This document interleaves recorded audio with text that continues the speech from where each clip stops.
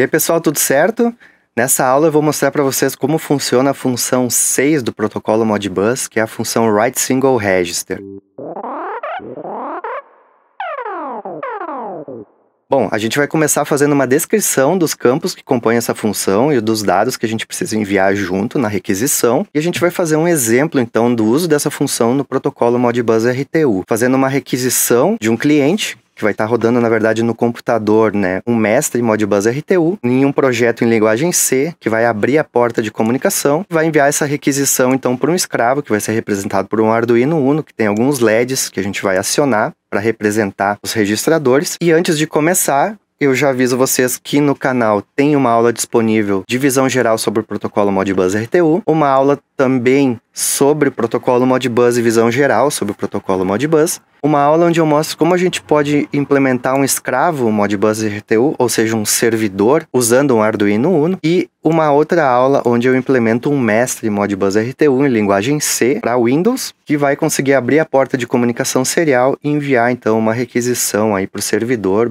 /escravo e receber de volta a resposta dessa requisição. Antes de começar também, vamos lembrar dois conceitos importantes aí que estão definidos na norma do protocolo Modbus. É o PDU e o ADU. Lá na norma, o PDU, Protocol Data Unit, ele é composto então por um byte que representa o código da função que vocês querem executar e os dados referentes a essa função. Então, para cada função isso muda um pouquinho. Mas basicamente nos dados da função a gente vai ter os endereços de registradores, que vão representar então a entrada ou saída que você quer ler e escrever no servidor, e um ou mais bytes de dados que vão representar então os valores que tu quer enviar nessa requisição. E aí a gente vai ter o Application Data Unit, que vai ser diferente no protocolo Modbus RTU, no Modbus ASCII e no Modbus TCP. E geralmente o ADU é composto por alguns bytes de endereço adicional, que a gente vai colocar antes do PDU, o PDU em si e alguns bytes de checagem de erro. Então, no caso, por exemplo, do Modbus RTU, a gente vai sempre colocar um byte que representa o endereço do servidor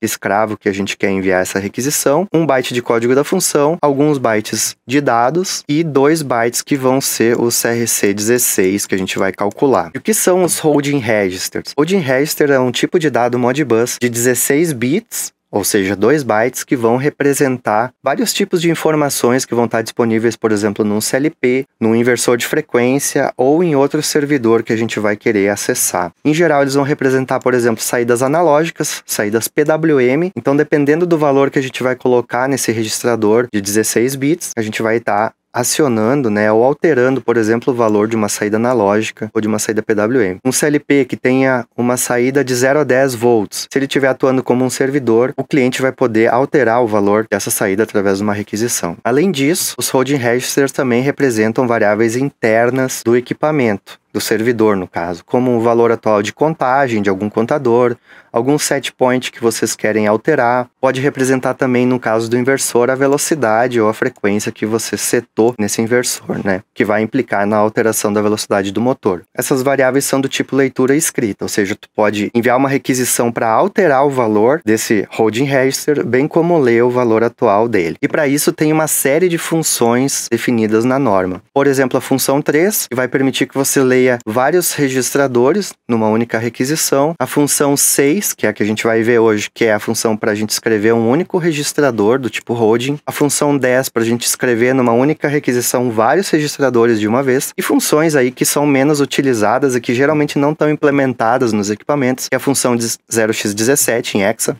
que vai permitir que você leia e escreva vários registradores numa única requisição. A função 16 e a função 18. Então, é importante lembrar que o servidor /escravo vai implementar algumas dessas funções e geralmente no manual do fabricante a gente vai saber quais são as funções disponíveis. Então, a gente vai ter que se limitar a utilizar as funções disponíveis. Então, como funciona a função 6? Qual é que é a estrutura do PDU? Vão ser 5 bytes na requisição. O primeiro byte é a função, que vai representar o valor 6, então. Logo na sequência, a gente vai colocar o endereço do registrador que a gente quer acessar. São 2 bytes no caso aqui. O primeiro byte representa os 8 bits mais significativos desse endereço. Os próximos 8 bytes, o LSB, representa os 8 bits menos significativos. Então, esse endereço é a saída ou o registrador que vocês querem acessar, a saída analógica no caso.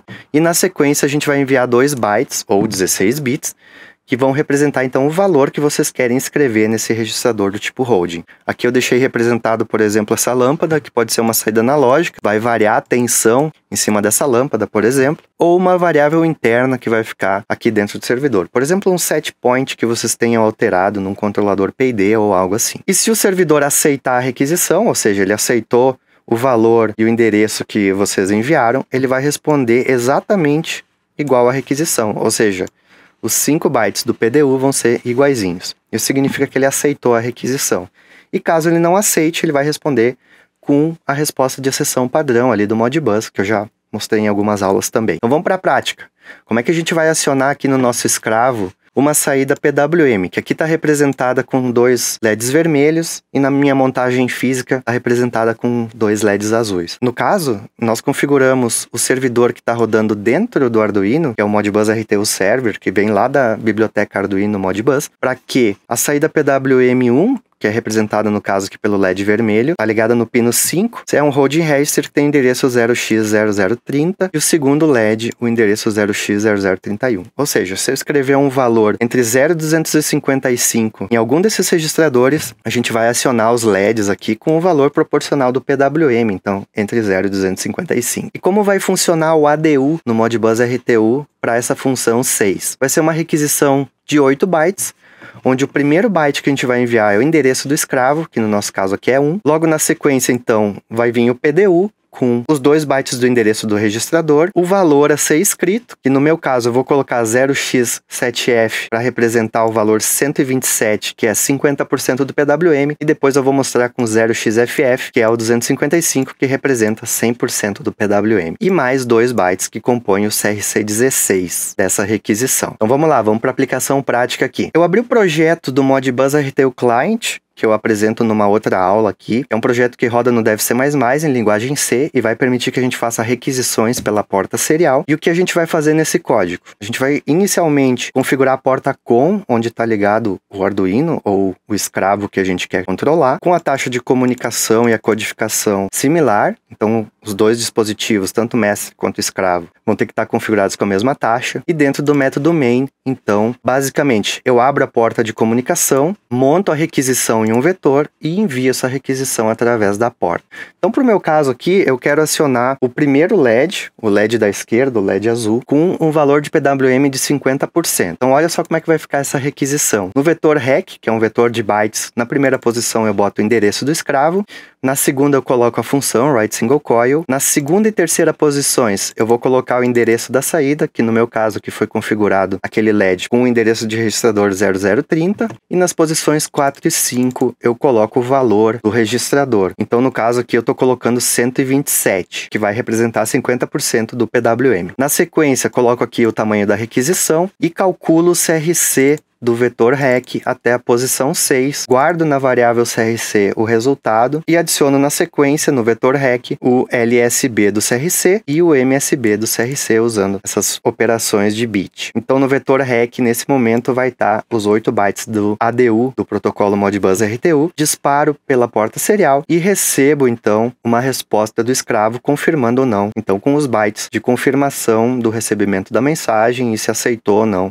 essa requisição Modbus RTU. Daí eu calculo o CRC e exibo na tela aqui os bytes também da resposta do escravo. Então vamos lá, eu vou dar um F11 para compilar e vocês vão ver que vai ligar o LED azul ali representando a saída. Vamos dar uma olhada aqui na requisição. Vocês podem ver que foi enviado um endereço do escravo, função 6, 0030 é o endereço do registrador, 007F é 127, que é o valor do DUT, do PWM, C825 CRC. Vocês podem ver que o escravo respondeu exatamente com os mesmos bytes. Vou ligar o outro LED agora com 255 no DUT. Então eu vou colocar aqui, ó, endereço 0031 e 00FF para botar o valor 255, dou um F11 para compilar e executar. Então vocês podem ver que ligou o segundo LED e o escravo respondeu confirmando. O que acontece se eu botar um endereço de registrador que não está configurado lá no Modbus para essa função? Por exemplo, o endereço 11, que não tem nada a ver aqui. Vocês podem ver que o escravo vai responder com um código de exceção, né? 2, que é endereço de registrador inválido, e 86, que é a função 6 com o bit mais significativo